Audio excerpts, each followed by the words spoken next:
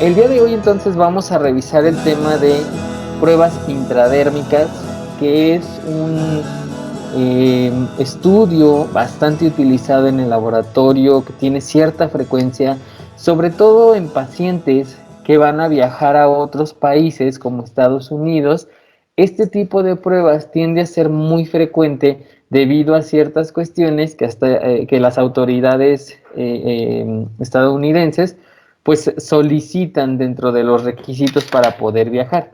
Una de las cuestiones importantes en este sentido es considerar que para realizar las pruebas intradérmicas, pues el paciente debe de tener una disponibilidad de tiempo suficiente para poder hacer la prueba y para poder leer el resultado.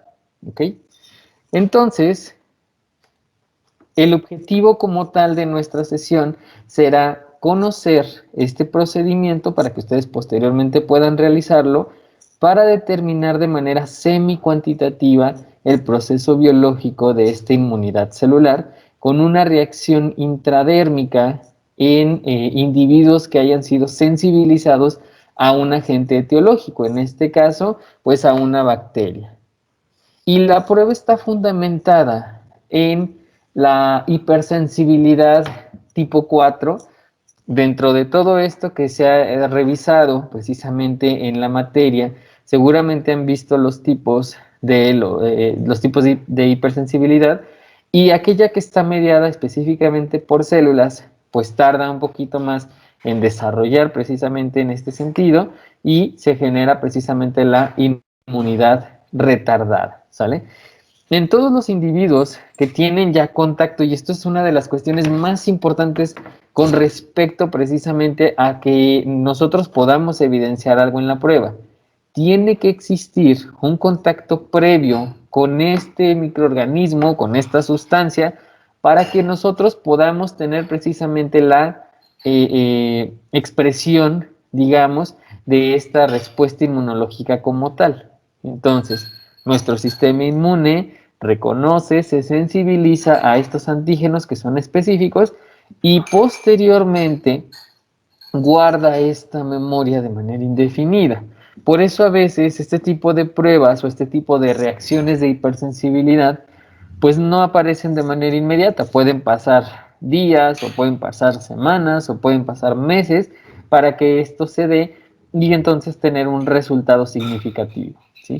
La cuestión importante aquí es que cuando nosotros vamos a evidenciarlo, ¿sí? Al momento de hacer la inoculación, pues nosotros lo que vamos a añadir o a inocular precisamente en nuestro paciente, pues es una fracción de ese microorganismo o de esa sustancia, porque puede ser, por ejemplo, un veneno de alguna abeja o de alguna planta, alguna sustancia como esta, y precisamente en este individuo se va a dar una reacción de tipo inflamatoria, pero a nivel local, ¿sí? Es decir, vamos a concentrar específicamente en una zona donde van a estar precisamente estos antígenos, van a llegar nuestras células y entonces van a generar esta reacción de tipo inflamatorio. En ese sentido, se va a observar la infiltración al sitio de células tipo T y de macrófagos, que son los primeros en llegar a esta reacción, y aparte vamos a ver la liberación de N cantidad de sustancias que van a generar precisamente una llamada, una quimiotaxis hacia los otros elementos que puedan estar ahí implicados en este tipo de hipersensibilidad. Y entonces hay que entender el concepto como tal de la hipersensibilidad como aquella respuesta excesiva o inadecuada de tipo inmunológico frente a un antígeno, ¿sí? Habitualmente los antígenos son no patógenos, como les mencionaba, con algunas plantas o con algunos venenos, pues no son patógenos, son venenos, me refiero por ejemplo al de la abeja o algo como esto, ¿de acuerdo? Que causan una inflamación a nivel tisular y que ocasionalmente pueden causar un mal funcionamiento orgánico. Por ejemplo, hay personas que son muy sensibles al veneno de las abejas y que esto les genera una reacción anafiláctica y entonces pues vemos precisamente ese mal funcionamiento a este nivel y entonces todo lo que conlleva ese tipo de reacciones en el organismo. Y entonces podemos clasificar a esa hipersensibilidad en cuatro diferentes tipos. la mediada precisamente por inmunoglobulinas, específicamente por IgE, que generalmente es cuando tenemos una reacción alérgica de manera inmediata. Por ejemplo, una persona que es alérgica al cacahuate o que es alérgica a las nueces, pues en cuanto consume un producto que tiene este ingrediente, o más aún, si consumen, por ejemplo, derivados o productos que se procesen en las mismas plantas donde se procesan estas semillas, puede tener una reacción alérgica prácticamente inmediata. Se da la desgranulación de estas sustancias, aminas vasoactivas y demás, y es cuando vemos precisamente este tipo de reacciones. Tenemos otra que es la tipo 2 y que está mediada por inmunoglobulina tipo G citotóxica, y que precisamente vamos a ver que tiene relación directa con la inmunoglobulina tipo G, perdón, y la célula tipo T citotóxica, ¿sí? Entonces ya empezamos a ver precisamente una interrelación entre antígenos, receptores, anticuerpos, que van a generar precisamente este tipo de respuesta como tal. Vamos a considerar también este tipo de respuestas cuando nosotros tenemos la formación de complejos inmunológicos, ¿sí? Y esto es algo que podemos ver en algunas cuestiones como la donación de sangre o con algunos pacientes que tienden a formar precisamente estos complejos autoinmunes. La tipo 3 está mediada precisamente por los complejos inmunológicos, específicamente hablando, y en esta, a diferencia del anterior, vamos nosotros a ver de manera más exacerbada o de manera más evidente la activación como tal del complemento. Y finalmente la tipo 4 pues es aquella que está mediada por células, ¿sí? Entonces, si ustedes se dan cuenta, estamos observando la participación en todas estas de anticuerpos, del complemento, de los complejos inmunológicos como tal y de la parte celular, ¿sí? En este caso, pues generalmente son las células T, los macrófagos quienes van a participar, y entonces pues vamos a tener diferentes mecanismos efectores en estas diferentes etapas como tal o tipos de hipersensibilidad que se pueden dar. En el primero, las líneas celulares que se van a activar son los mastocitos, los basófilos y algunos otros mediadores solubles que precisamente llevan a bien a que se dé este tipo de reacciones. Podemos ver también la participación como tal de los alergenos como los antígenos específicamente hablando, y considerar que estos son proteínas solubles de bajo peso molecular. Por ejemplo, tenemos en ocasiones alergia a ciertos alimentos o a ciertas sustancias, y entonces es lo que genera precisamente este tipo de daño como tal, ¿ok? En la tipo 2 tenemos la participación del complemento como tal. Vamos a tener la participación de antígenos tisulares o de superficie como tal en este sentido. Y vamos a tener además la participación de células con dependencia de anticuerpos, que son precisamente las ADCC, y que ocasionalmente podremos ver a inmunoglobulinas como la IgM, porque la principal es la IgG, participando en este sentido. ¿Okay? Esto tiene que ver también y está relacionado con esto que les mencionaba. Algunos tipos de trasplante o de transfusiones pues pueden generar ese tipo de reacciones como tal. En la tipo 3, lo que vamos a ver nuevamente la participación de estas células con dependencia de anticuerpos, las ADCC, el complemento como tal, y aquí hay algo importante porque ya vamos a empezar a observar el reclutamiento de células inflamatorias, ¿sí? Entonces, cuando hablamos ya de estas células inflamatorias, nos estamos refiriendo principalmente, más no exclusivamente, a los granulocitos, ¿ok? Y entonces podemos empezar a observar la liberación de esas granulaciones precisamente y la exacerbación de esos procesos inflamatorios como tal. Ya en este punto, pues ya hablamos de bacterias, ya hablamos de estos componentes que pueden estar formando parte de los antígenos bacterianos como tal, algunos polisacáridos, algunas proteínas, etcétera. Y en la tipo 4, pues nuestro antígeno, bueno, las células ya lo mencionábamos, nuestros macrófagos activados serán los principales mecanismos efectores. En la parte del antígeno, pues veremos algunos venenos, algunos insectos, plantas, metales, látex como tal, y participan específicamente linfocitos T de ayuda, citocinas proinflamatorias y algunas sustancias que revisaremos más adelante. Y entonces, bueno, en esta imagen lo que observamos y lo que es importante hacer hincapié precisamente es el tiempo que puede llegar a tardar precisamente este tipo de reacciones en el sentido directo del tipo de hipersensibilidad que estamos observando, las principales células mediadoras o sustancias o elementos mediadores, y el tiempo, ¿sí? Por ejemplo, en la tipo 1, pues generalmente es en 1 hora o menos. En la tipo 2 puede durar días, en la tipo 3 puede durar semanas y en la tipo 4 puede durar, la aparición de, incluso puede durar semanas también, ¿sí? Incluso algunos meses en algunas ocasiones. Algunos de los ejemplos que podemos tener, pues los tenemos ahí abajo: anafilaxis con el tipo 1, que ya les decía. En el tipo 2, por ejemplo, anemias hemolíticas. ¿Por qué? Pues porque los complejos inmunológicos van a romper o van a generar la ruptura precisamente de los eritrocitos y eso generaría precisamente este tipo de sintomatología. El rash cutáneo, que es uno de los efectos más frecuentes en algunos medicamentos como efecto secundario y que tiene que ver algo con esto, ¿sí? Por el hecho de que es una sustancia exógena que está entrando a nuestro organismo y que genera este tipo de reacciones a nivel general. El rash cutáneo generalmente puede ser generalizado, así es como lo vemos en la parte clínica, y que es de importancia médica.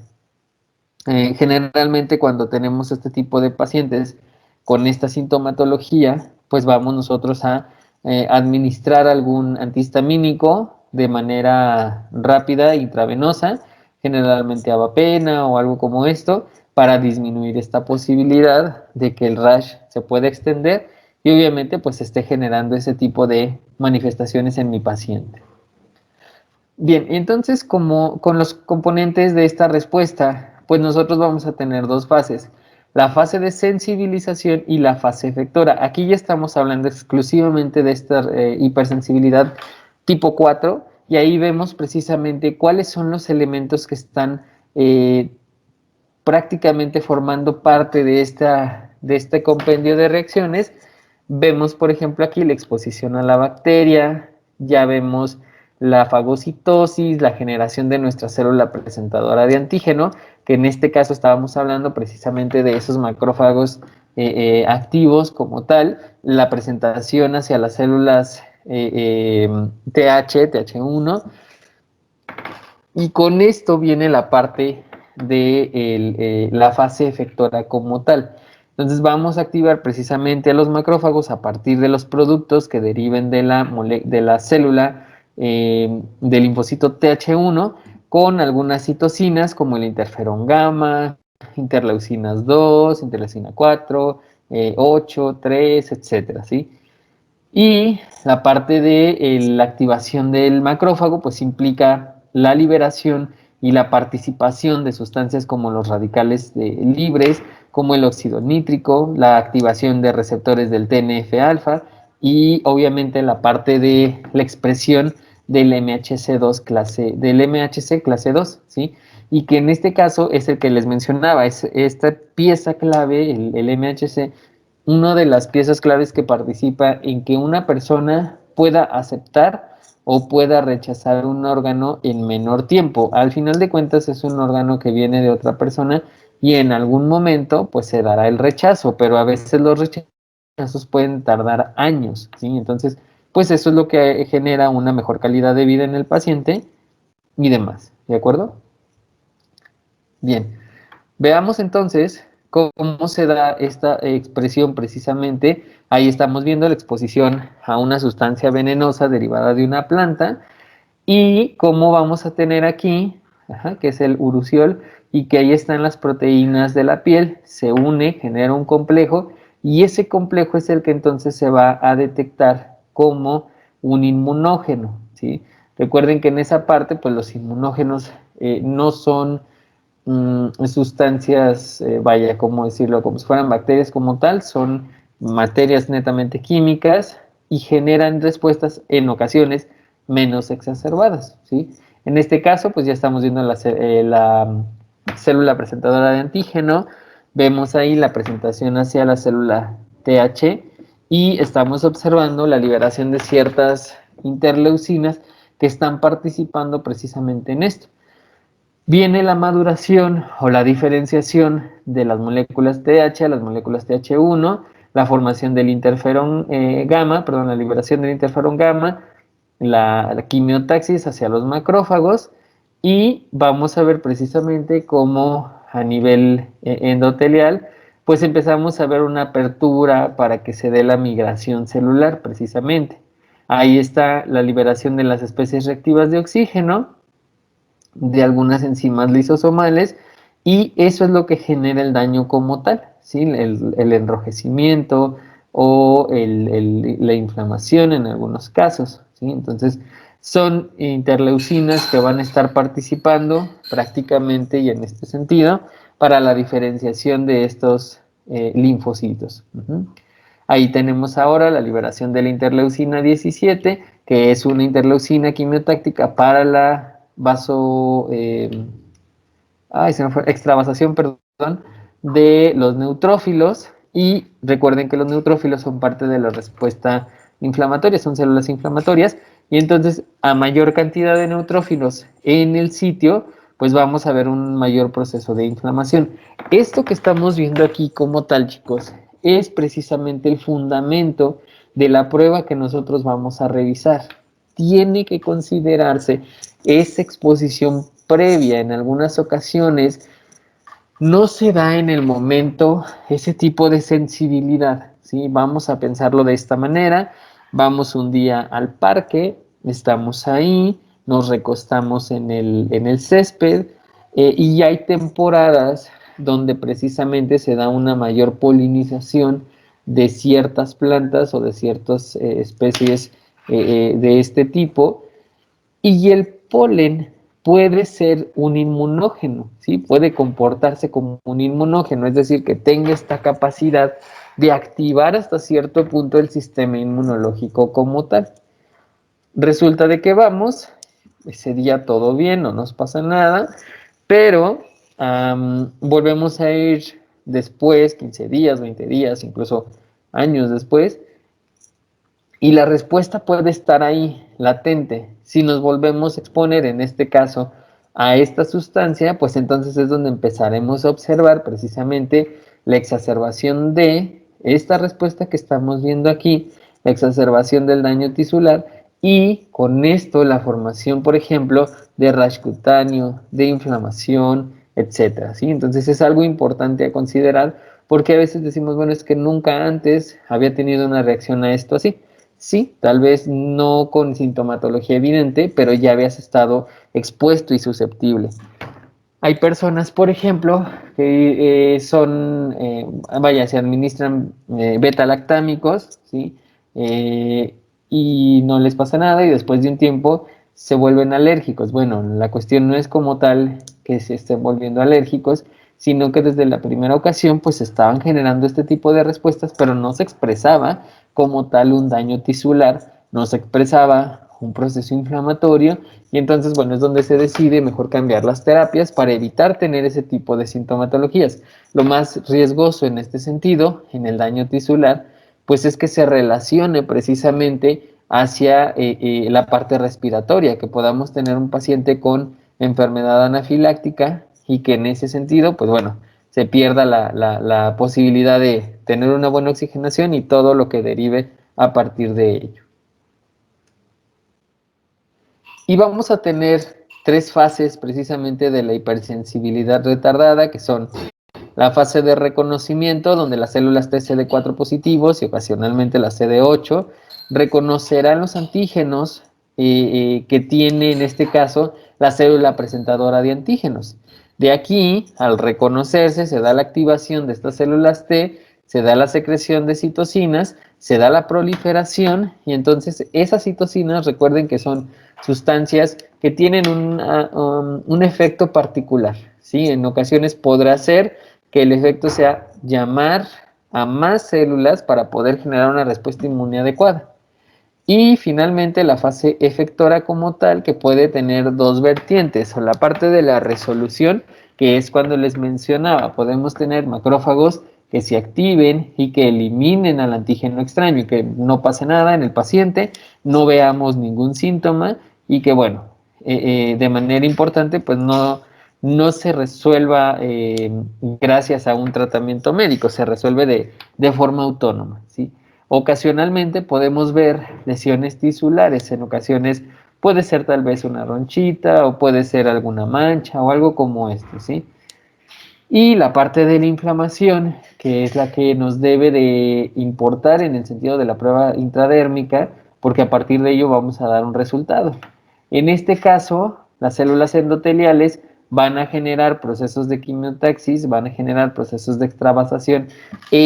Bueno, las células inflamatorias, perdón, van a generar procesos de extravasación en la parte de las células endoteliales y entonces vamos a observar precisamente el proceso donde se inflama. Recuerden que una inflamación como tal es que están llegando leucocitos a liberar sus leucotrienos, sus aminas vasoactivas, todo lo que está en esos gránulos y a partir de esto pues ya podemos observar este proceso inflamatorio como tal. Habrá entonces que considerar que a partir de citocinas, quimiosinas y citotoxinas vamos a poder observar cuatro características precisamente en la hipersensibilidad como tal, que es el reclutamiento de macrófagos en el sitio de la inoculación. En este caso, cuando nosotros ya vamos a agregar el medicamento o la sustancia como tal, no es un medicamento, es una sustancia diagnóstica como tal, ahí en ese sitio pues debemos de considerar que se va a dar el reclutamiento de estos macrófagos. Por otro lado, el reclutamiento de macrófagos ha aumentado y que esto genere precisamente la liberación de mediadores de inflamación y que al aumentar la producción de mediadores de inflamación, pues vamos a ver precisamente una mayor cantidad de leucocitos en este nivel. Después tendremos la destrucción tisular local con un incremento de la expresión de estas moléculas de adhesión en los vasos sanguíneos a nivel local. Recuerden que toda esta parte va a ser local, va a ser en un sitio específico localizado como tal.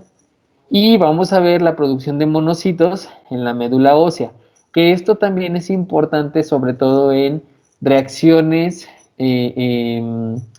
vaya, generadas por exógenos, pero que no son del todo controladas por nosotros, ¿sí? Lo que vamos a hacer en la prueba intradérmica lo controlamos, pero por ejemplo, si se da la exposición a, por ejemplo, ese tipo de plantas que veíamos, pues la médula empieza a generar. Si es una reacción exacerbada, vamos a poder observar en los frotis sanguíneos una cantidad muy grande de monocitos, incluso de algunos blastos, y podemos tener esa confusión, sí puede haber cierta confusión en este sentido porque tengamos la observación de, entonces tener mucho cuidado también con eso para no dar un resultado incorrecto que podría en este caso decirse, bueno, si tienes muchos blastos en sangre, pues es un proceso oncológico. Bueno, hay que evaluar bien qué puede estar alrededor de todo esto. Si mi paciente no tiene una relación clínica hacia esto, pues es como algo que a veces se contrapone mucho, ¿sí?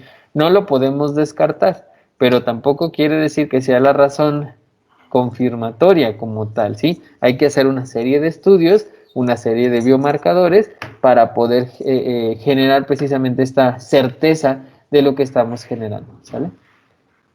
Bueno, ¿qué hacemos en cuanto al procedimiento? Realmente el procedimiento suele ser algo muy sencillo porque es una inoculación mínima de un volumen de esta sustancia que les comentaba y que en este caso, dentro de las pautas importantes a considerar en el paciente, es comentarle que tiene que tener disponibilidad de asistir al laboratorio dentro de las próximas 48 horas, ¿sí? ¿Por qué? Porque vamos a hacer nosotros una lectura de una zona en el paciente. Necesitamos darle tiempo al inmunógeno para que haga el efecto y que en este caso lo que nosotros vamos a observar sea esa respuesta inmunológica como tal. ¿Ok? Entonces, dentro de esto, pues hay que explicarle lo que ya les decía. Ocasionalmente podremos encontrar sitios donde tengamos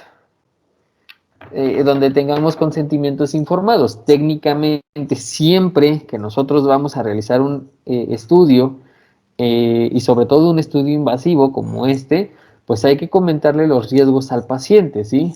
Es importante mencionarle que puede haber algo de enrojecimiento en su antebrazo, que es importante que cuando se vaya a bañar, pues no se talle de manera exacerbada, ¿sí? Que no presione en el sitio de la inoculación y que ocasionalmente es muy raro, pero puede haber reacciones de tipo febril, porque al final de cuentas estamos inoculando un exógeno, ¿sí? Un antígeno exógeno, perdón.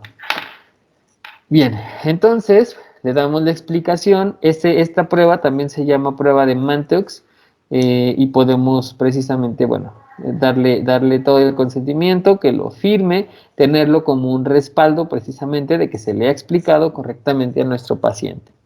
Vamos a utilizar una proteína derivada precisamente en este caso de Mycobacterium tuberculosis, que es la tuberculina, ¿ok? Es una fracción proteica, ahí está la jeringa hipodérmica, que son de estas de insulina, limpiamos y vean, eso es lo importante, bisel hacia arriba, vean la cantidad de líquido que tiene en la jeringa. Apenas estamos entrando bajo la piel, por eso es subcutánea. Y vean, ahí está el ampulita que le estamos generando. No es intramuscular, no nos vamos a ir más abajo, es subcutánea, subdérmica. Y tenemos que observar, tenemos que lograr observar cómo se forma esa ampulita. En ocasiones, cuando salimos, se sale un poquito, ¿sí? Entonces, pues tratar de que sea lo menos posible. Y algo muy importante es que debemos de hacer siempre la inoculación 2 dedos abajo del pliegue del codo, ¿sí? ¿Por qué? Y en el brazo izquierdo o en el derecho, eso lo define cada quien. Porque si a lo mejor le ponemos una marca a nuestro paciente con un plumón, con un lapicero, ¿de dónde estoy poniendo la inoculación?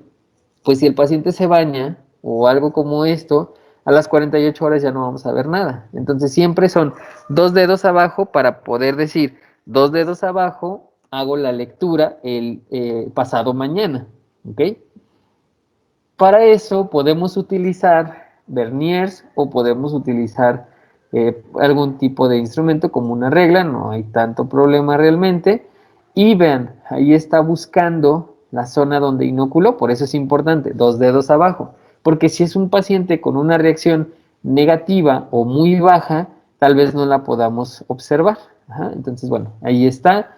Aquí, por ejemplo, ya podemos marcar en ocasiones, pero algo importante es, vamos a considerar la induración, es decir, la inflamación, no el enrojecimiento, porque muchas veces el enrojecimiento es mucho mayor que la inflamación y lo que queremos ver es el proceso inflamatorio y queremos ver la participación celular, ¿ok? Ahí estamos haciendo la medición precisamente de esta zona y podemos ver que es una gran cantidad, aquí son 20, alrededor de 20, ¿sí? 20 milímetros. Entonces, pues eso nos da una pauta para poder considerar nuestro resultado. Lo ideal sería observar esto a las 24 y a las 48 horas, pero si a las 48 horas tenemos un resultado positivo, pues entonces tendremos total certeza, ¿sí? Tener mucho cuidado de cuáles son las características de mi paciente, porque en relación a ello, pues también será la interpretación de los resultados. Podemos tener pacientes con HIV, pacientes que tengan alguna inmunosupresión de manera importante para considerarlo positivo, son longitudes menores, para considerarlo en otro tipo de pacientes, pues bueno, podemos tener un aspecto un poco más amplio. Estos datos que observamos aquí no son los datos que normalmente utilizamos en México como tal, ¿sí? Son datos, este video es de Canadá y en este caso, bueno, tienen ciertos criterios. Normalmente nosotros utilizamos este. Arriba de 10 milímetros se considera positivo sin considerar ninguna otra situación de nuestros pacientes. O sea, es un paciente, una persona sana, ¿sí?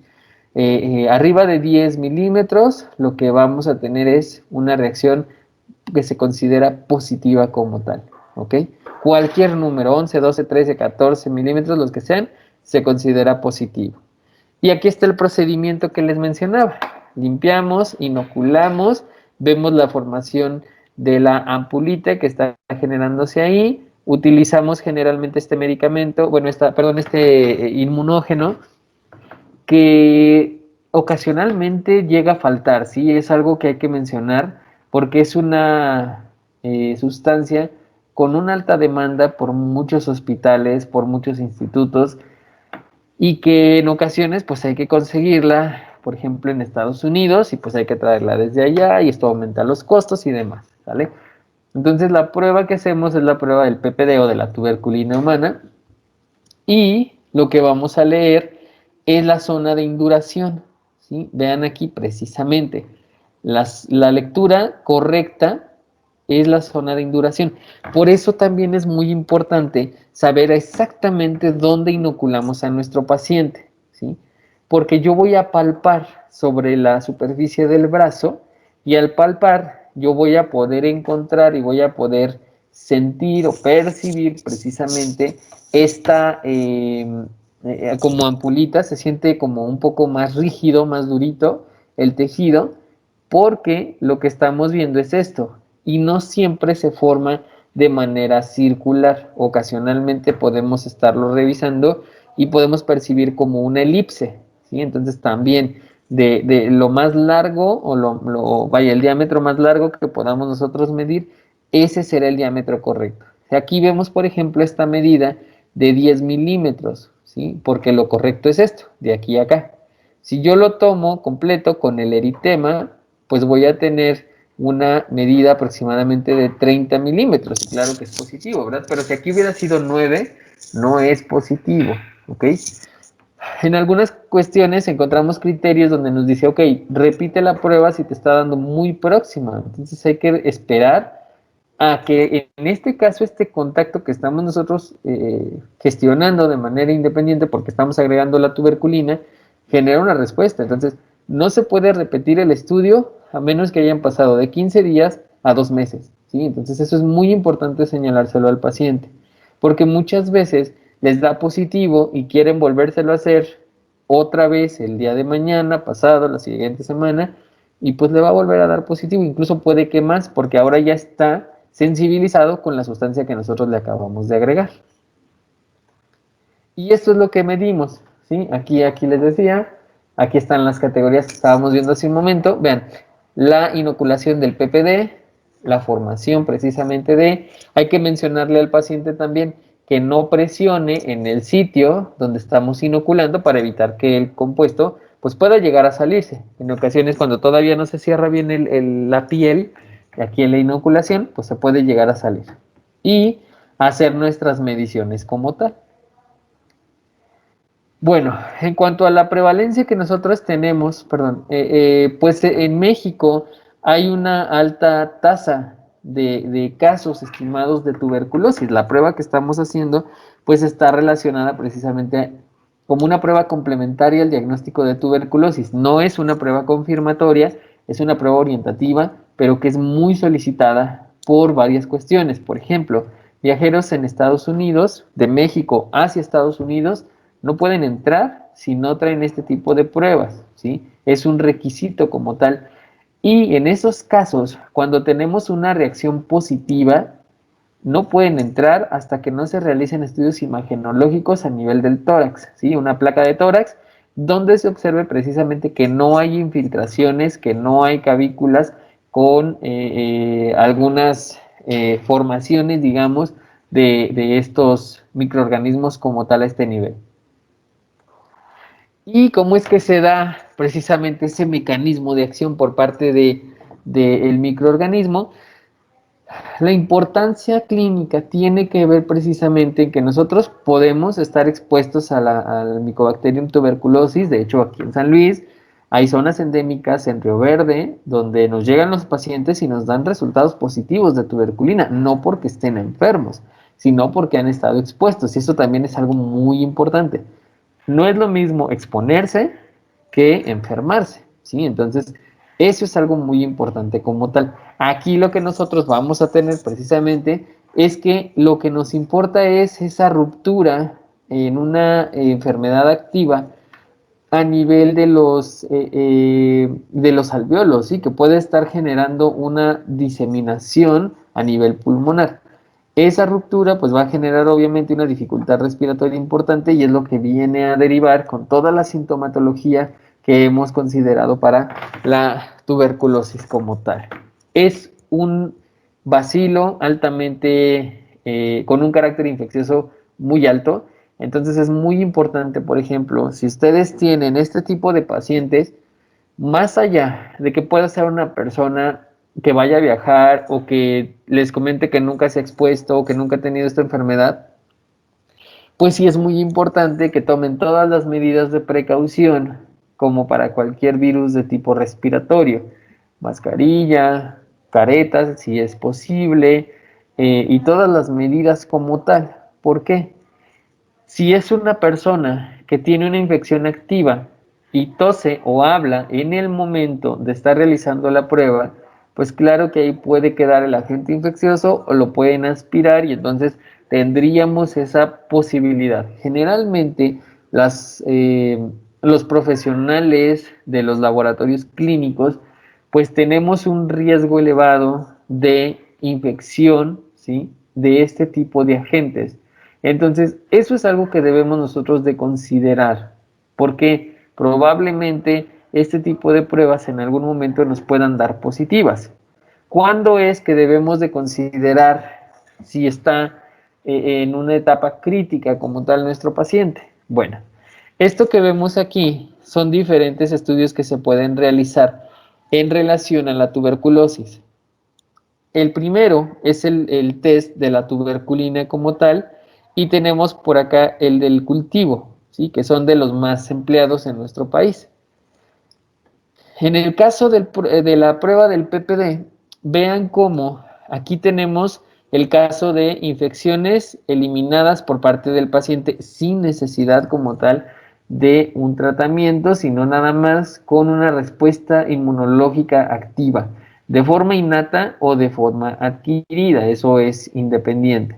Pero, ¿cuál es la diferencia? Recuerden que en la inmunidad innata, la participación celular está activa, sí, pero no hay una activación como tal de células de memoria como los linfocitos TH relacionado a esto. Y por lo tanto, no hay generación de anticuerpos. ¿Qué estamos haciendo con la prueba del PPD? Básicamente estás agregando la proteína de la bacteria para que se dé una respuesta mediada por todas estas células que ya vimos, la presentación del MHC, la expresión del MHC2 y con esto la liberación de todas estas citocinas que hablábamos. Si en este caso no llegamos a ese punto, la prueba nos dará negativa, aunque sí hayamos estado expuestos, porque eso es una realidad.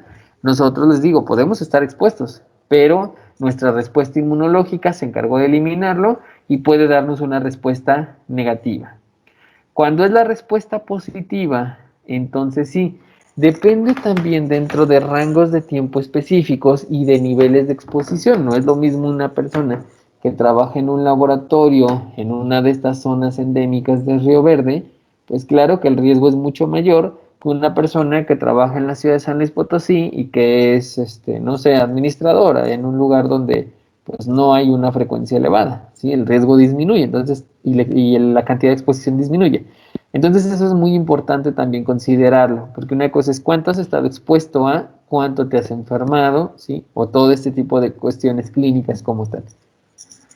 Para esos casos es que tenemos resultados positivos, ¿sí? Cuando tenemos infecciones activas o ya como tal el proceso de la enfermedad, pues entonces empezamos a ver esas cavículas o esos granulomas que les mencionaba, y claro que obviamente podemos tener resultados positivos. ¿Cuándo nos pueden dar falsos positivos? Bueno, cuando tenemos una infección activa como tal. Sin embargo, aquí es muy importante que ante la sospecha, porque generalmente en una infección activa, pues hay síntomas, hay malestar, ¿sí? Vemos características muy propias de la enfermedad y entonces se tiene que hacer la confirmación con un cultivo. El medio de cultivo que nosotros utilizamos para Mycobacterium es el medio Lowenstein-Jensen, que tiene, bueno, uno de ellos es Lowenstein-Jensen, que tiene una de las proteínas, pues deriva del huevo. Entonces, este tipo de medio es en tubo, hacemos nuestra siembra y dejamos ahí desarrollar por al menos 8 semanas, ¿sí? Entonces, eso también es importante. Las micobacterias no crecen de un momento a otro, no crecen como las bacterias normales en un medio de cultivo como sangre al tercer día. A veces tardan mucho en este sentido. Podemos hacer algo más para contribuir al diagnóstico, que son las tinciones de Kinju, modificado de Kinju como tal, o de Ciel-Nielsen, donde vamos a buscar los bacilos ácido-alcohol resistentes para poder observarlos al microscopio y ser muy cuidadosos. Recuerden que la parte del control de calidad en la fase preanalítica es fundamental. Entonces, nuestros reactivos de la tinción de Ciel-Nielsen tienen que estar en muy buen estado, porque a veces estos cristales se precipitan y los observamos de color rojo, con el... ay, no estoy muy seguro, no es safranina, es fuchina básica, perdón. La fuchina básica o fenicada se puede precipitar y los vamos a observar de color rojo y podemos llegar a confundirlos, ¿sale? Entonces, tener mucho cuidado con ese tipo de estudios y de observaciones. Y esto es lo que ocurre precisamente con esa micobacteria. Ahí están los participantes, la célula CD4 que decíamos hace un momento, los procesos de fagocitosis, la caracterización y participación de los linfocitos CD8 positivos citotóxicos, la participación de las células NK, en este caso, bueno, la producción de los anticuerpos que estará mediada por todo este proceso que estamos revisando aquí, y que esto, precisamente en este sentido, es lo que estamos tratando de replicar con esa reacción local, ¿sí? Y eso también es algo muy importante. Las reacciones son locales. Por eso hablar, por ejemplo, de que un paciente le dio fiebre por esto, es bastante extraño. Se puede dar el caso, sí, pero es bastante extraño porque la reacción siempre va a ser localizada porque la cantidad del inóculo es mínima. No estamos agregando la micobacteria, sino que solo estamos agregando parte de una proteína que es la tuberculina precisamente, y que es lo que está generando ese tipo de respuestas en nuestro paciente. ¿Ok? Entonces, como les comentaba, estas pruebas son bastante utilizadas en el laboratorio. Tenemos, por ejemplo, la leishmanina, que también es una proteína que deriva de un parásito, que en este caso es leishmania, y que con esto podemos hacer la intradermorreacción de Montenegro, ¿sí? Que en este sentido, pues la intradermorreacción de Montenegro va a ser algo muy similar. ¿Cuáles son las pautas claves para este estudio? Bueno, pues las pautas claves serán la disponibilidad que tenga mi paciente, la lectura que veíamos se hace a las 48 horas y hay que mencionarlo, ¿sí? O sea, por ejemplo, si es sábado y el laboratorio, perdón, si es viernes y el laboratorio no abre en domingo, pues hay que considerarlo porque al final de cuentas, pues el paciente tendría que ir el domingo y el analista también. Entonces, o va el sábado o va el jueves, no hay de otra, porque si no cae en ese día de descanso, si es que así trabajan. Digo, ya casi no vemos esto, pero bueno, puede llegar a pasar, ¿sale? Entonces, considérenlo. El reactivo no suele ser nada barato, entonces la prueba, hasta donde yo me quedé hace tiempo, pues andaba aproximadamente, cada pruebita que se lleva aproximadamente 1 mililitro del reactivo, no menos de 550 pesos, 700 pesos en aproximado, ¿sale? Entonces, pues eso también es importante considerarlo dentro de la explicación para el paciente, porque muchas veces piensan que es algo pues barato, como ven poquito reactivo y demás, ¿sale? Siempre utilizar las jeringas hipodérmicas nuevas abrirlas frente al paciente y siempre limpiar. El reactivo se tiene que mantener en refrigeración y llevar un control de cuántas inoculaciones llevamos, ¿vale? Porque eso también es importante.